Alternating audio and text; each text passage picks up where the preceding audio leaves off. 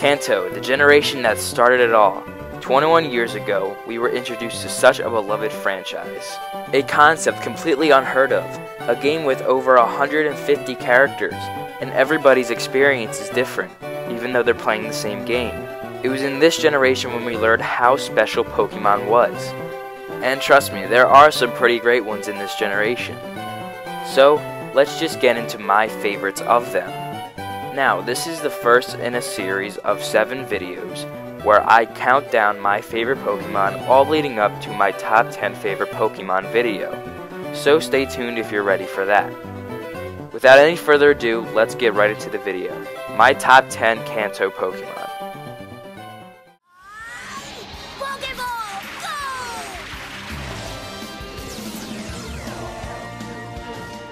Coming in at number 10 is Snorlax. You either love him or hate him, but you can't deny he's such an iconic Pokemon. Snorlax is a very nostalgic Pokemon, as he's one of Ash's very own. He's always a joy to see pop up in the anime, but not so much in the games. He's a very high maintenance Pokemon, as the only way to catch him is to go out of your way to find a flute, and then a 10-year-old kid, that's you, has to learn to play the flute and then play his song for him. But after all that work, you get a really good Pokemon with some great stab normal moves, and a comic relief loaf that everyone loves. Jab! Now give it the big uppercut! Pika, pika, pika! Pikachu! Oh! In our list, number 9 is Hitmonchan, the coolest Pokemon with boxing gloves for hands. To be honest with you, I think Game Freak really nailed this humanoid Pokemon, as it's definitely one of the best that looks humanoid. But I know what you're thinking.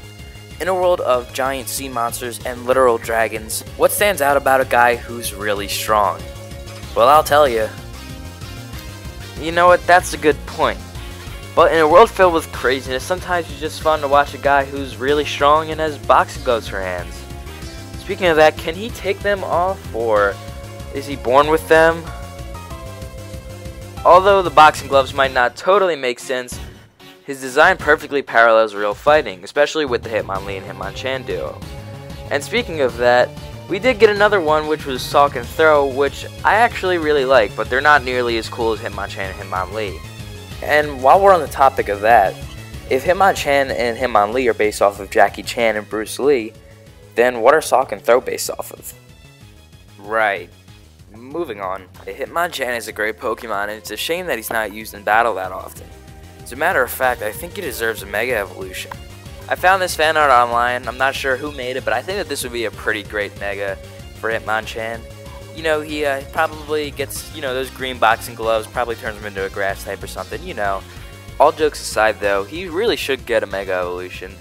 I think that a Hitmonchan, Hitmonlee duo Mega Evolution would be really cool, so maybe in Generation 8 we can finally see that. Squirtle! This tiny turtle Pokemon draws its long neck into its shell to launch incredible water attacks with amazing range and accuracy. The blasts can be quite powerful. And for number 8 is Squirtle, the turtle and squirrel Pokemon, who in my opinion is the best of the Kanto starters. Squirtle has such an iconic design that can appeal to every demographic. He's cute and cool. Squirtle's been there since the very beginning, and I actually think it's because of that longevity that resides within a lot of the Pokemon fans. Since he's so popular, both old and new fans have great experiences with Squirtle. I can say so as myself, I actually used him when I was playing the Kanto games for the first time. He's one of the many Pokemon that have great simplistic designs, but still stand out and are very unique. Whether you're training him up to be an awesome giant turtle with cannons on his back, or keeping him the way he is so you can roll with the Squirtle squad, most Pokemon fans have great memories with Squirtle. One great memory I have with Squirtle was a shirt with kind of like a 90s design, but I got it around 2004. And it had a spray paint Squirtle with it, and it had some great artwork. But it seems to me it's going to remain a hidden gem because I can't really find it anywhere on the internet, which is a real shame because I would love to have that shirt again. You know it was great when I remember it from when I was 3 years old.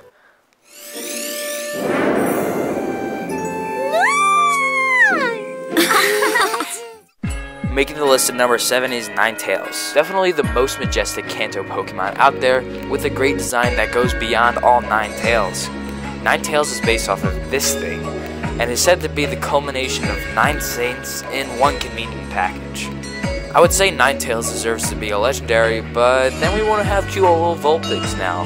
Now don't get me wrong, Alola Ninetales is awesome and all, but I think this Alolan form might have just thrown out an amazing possible Mega based off of this thing.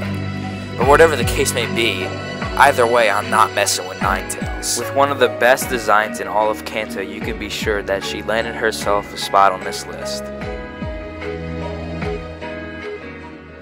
Mega Punch!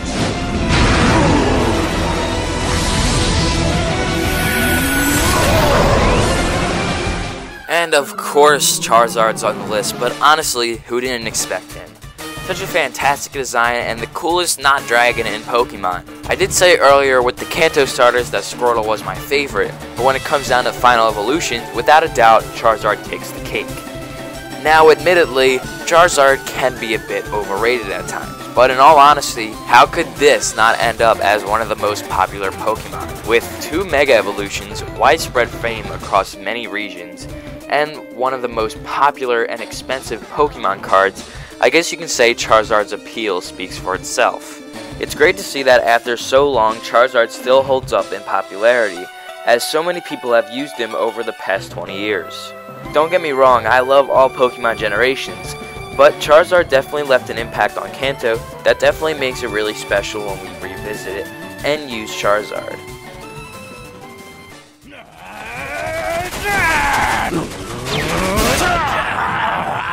Machamp must be challenging Hawlucha for Forest Champion.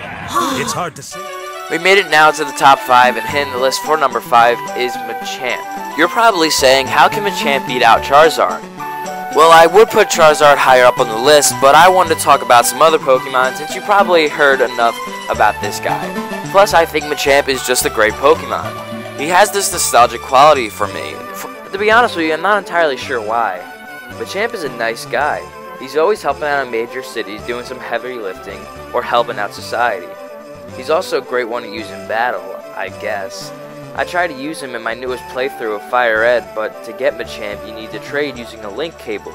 A link cable I had to purchase offline that ended up not fitting in my Game Boy. All I wanted was an extra pair of arms for my poor Machoke. He feels left out with just 2 arms. Poor guy. But don't worry though, I'll get you those arms. You will evolve my Machoke, I promise. Overall, Machamp is a great Pokemon, and the absolute last Pokemon I would try to have an arm wrestle with. Today. Heh, what I need is a new purpose, something wonderful to live for. And that's when I saw her, Miss Kitty, a vision in pink. And in that moment, my new purpose was born. Blasting off at number 4 is Meowth. Honestly, you have to give a great credit to the writers of the show for really making Meowth's character burst with personality. He's a fun Pokemon that never gets old with his one-liners. You would think Meowth wouldn't be the right pick to run around with 2 strange people chasing the twerp's Pikachu for 2 decades, but hey, it works. He's not just a random comic relief either. His episode when he learns how to read and speak gives him a lot of character development, and should have opened the door for more talking Pokemon, but I guess we're good with just Meowth. Hopefully he can stick around, and he deserves to stick around, as I really enjoy his character and he's become a fan favorite over the years. See ya. Pikachu.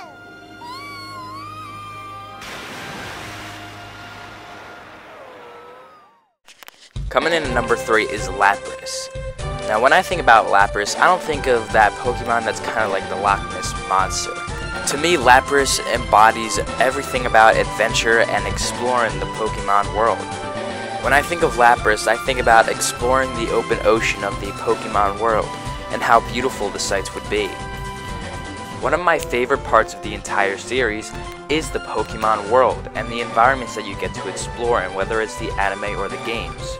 It feels so nostalgic and familiar, yet brand new and exciting. And I think that's one of the best parts of the entire series for me, is feeling that familiarity and being able to explore in it, since I love to think about exploring these worlds as a kid. And to me, Lapras just kind of feels at home with that exploration. Honestly, I can make a whole video describing my nostalgia towards the Pokemon world itself, but I'll spare you that now. Just know that I think Lapras is an incredible Pokemon and it's very nostalgic for me and many other people.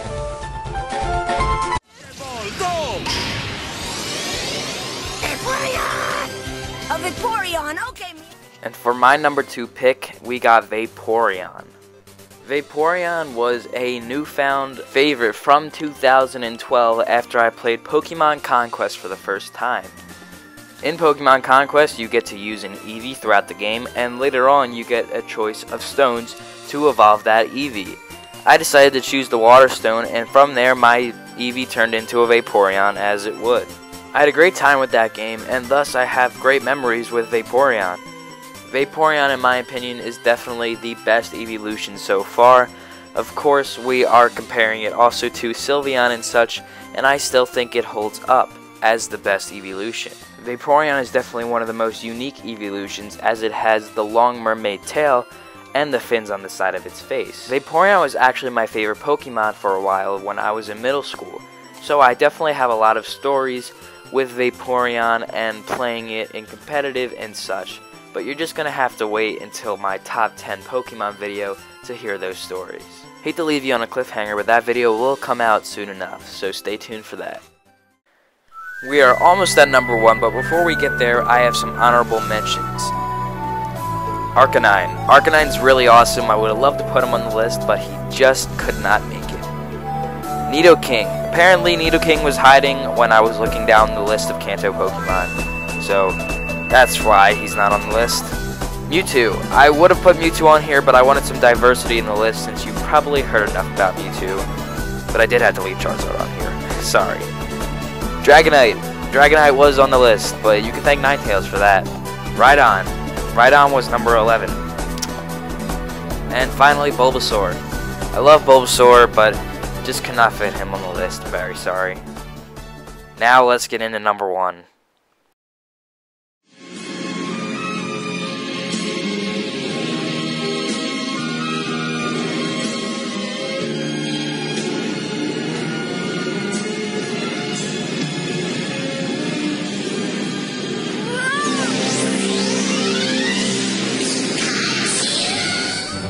Yes, number 1 is Pikachu, but honestly, you probably already knew that because I didn't mention him at all in this video because he's number 1. But him being number 1 is no understatement. He has been the top popular Pokemon for the past 21 years, and his popularity has never dwindled. The best part about Pikachu being so popular is that everyone can share a memory with Pikachu. Everyone loves Pikachu. He is the face of this entire franchise, and that's what makes him so great. Pikachu has definitely left a huge impact on the series. Honestly, where would we be without him? Would Pokemon be as popular as it is today?